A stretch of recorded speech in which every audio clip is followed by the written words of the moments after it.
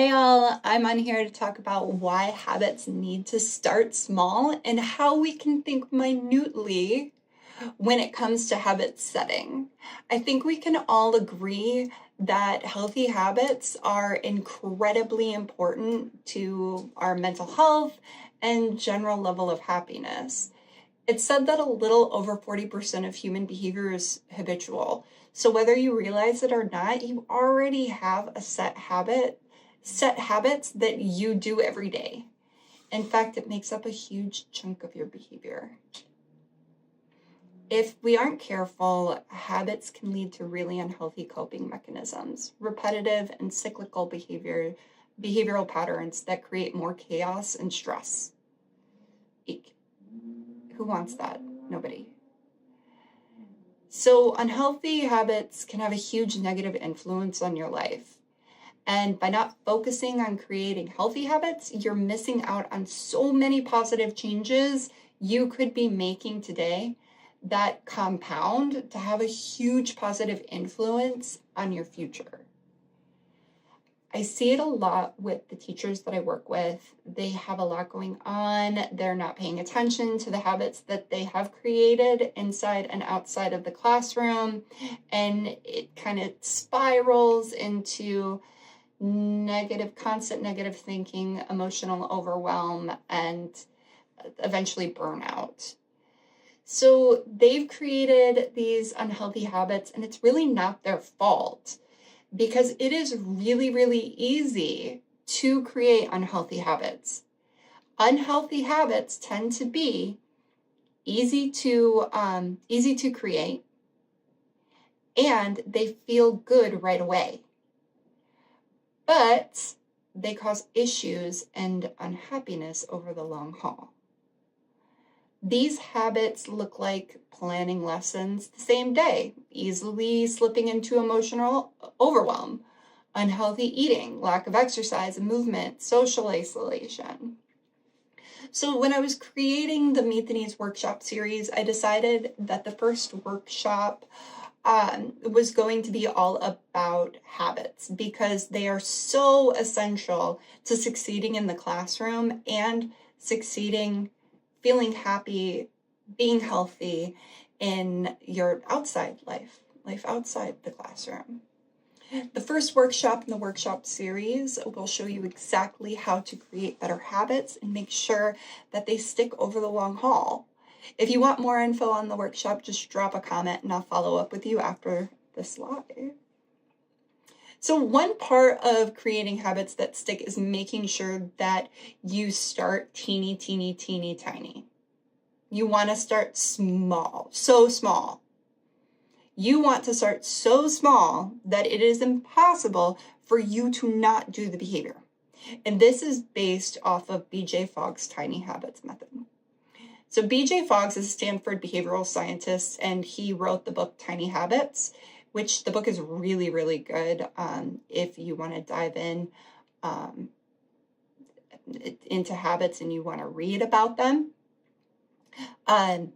He does a really good job creating a framework that teaches you how to create habits that stick.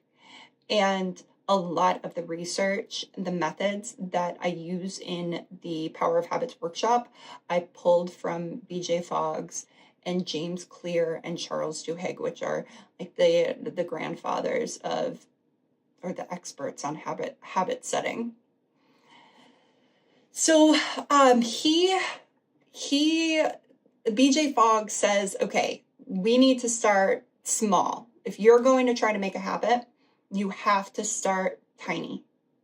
Hence the name of his book, Tiny Habits. When he was trying to develop the habit of flossing his teeth, he started with one tooth. That was his goal. Because in order to cement the habit, he needed to initiate the behavior of the habit. And that means that he needed to make the first step stick. And then all of the other teeth would follow, right? So if his habit was flossing all of his teeth, he started with one tooth. once that habit stuck, just flossing one tooth, then he added more teeth. And then he was flossing all of his teeth. So when you're trying to create a habit, you're creating a new habit, I want you to think really, really small. I did this with my early morning workout routine. So it was really, really hard for me to get to the gym in the morning, and I wanted to get my workout in the morning.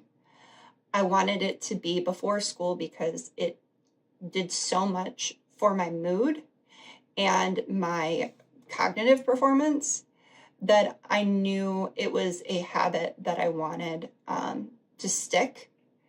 And so I started with this big plan that I'm just going to go to the gym every morning, 5 a.m., and I'm going to work out.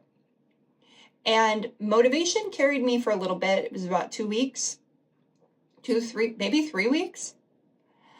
And then I stopped going.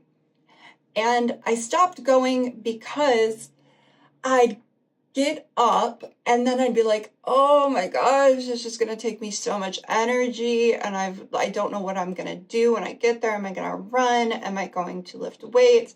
Am I going to do both? I'm so tired. I have to eat first. It was just so much for me to take in because I hadn't made it a habit already. So I was overthinking it. A habit is something you do automatically. You don't have to think about. It's automated. And that's why they're so crucial and beneficial, because they conserve a lot of mental energy. So eventually I stopped going, and then it wasn't more than a few days when I was like, all right, I need to reconfigure this. I need to redesign this habit. I know that I should have started smaller. And so I made the habit just getting into the building. By that time, I had already made it a habit to wake up in the morning. I was already doing that. So I redesigned my workout routine habit and made it, I'm just going to get in the building, get in the front door. If I want to leave, I'll leave. I don't care. I just need to get to the front door. And of course, I never left. I would go there. And for the first, I think, honestly, it was like the first month, maybe 2 months, I just walked. Because going from, 5 miles an hour to 150 miles an hour, right? That is a lot of energy. That is a lot of energy that I did not have at 5 a.m. So I made it a habit to get up. I made it a habit to get my clothes on. And I made it a habit to drive to the gym, get in the front door, and walk the track. Once that was cemented, I easily fell into the habit of, by the time I'd get there, I would run a lap and then I would go lift. It took a while. It took about 2 to 3 months. But that habit lasted for 2 years. And I still run, I still work out, I still lift. Granted, it's at a different schedule because now I have my daughter, but it stuck. It stuck and it changed my life. Not only did it increase my cognitive performance, my ability to think clearly, my ability to control my emotions, it showed me that I am able to control my habits. I'm not stuck. I'm not helpless. I'm not a victim of the poor habits that I have created.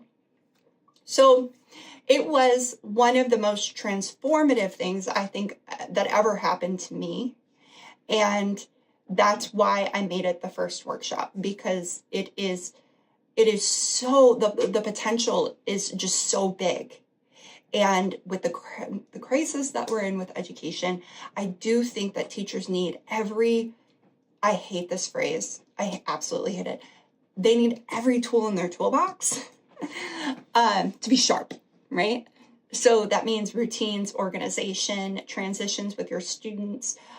You can even create habitual responses, mental responses to your behavior or to student behavior.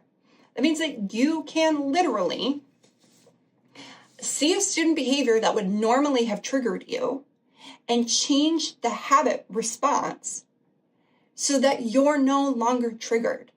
So instead of your habit response being, oh my God, that student is trying to irritate me again, or God, that student, why won't he just leave her alone? Or that student is always messing up. Why? Why does he always mess up? Instead of having those habitual negative conversations, right? That internal voice, instead of it being habitually negative, you can change it to be habitually positive. It is totally possible. And that is a really, really, really big superpower. I don't think people truly understand how empowering it feels when you successfully create habits, they stick, and you don't feel helpless to your situation anymore. So if you want to learn more about habit formation and how we can use it in the classroom, check out the Power of Habits workshop, a part of the Meet the Needs workshop series. The workshop series is now available for pre-sale and includes 3 live workshops and a bonus recorded workshop. We're going to be talking about understanding behavior so that it no longer triggers our emotional response, sensory processing and how we can support our sensory sensitive students, and co-regulating with our kids. Each workshop will focus on a specific skill that is crucial for succeeding as a teacher, but isn't traditionally taught in college or in PDs.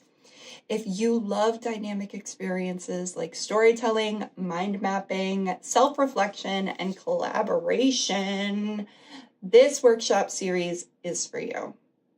Each workshop is packed with interactive activities, thought-provoking reflections, and storytelling that makes learning meaningful.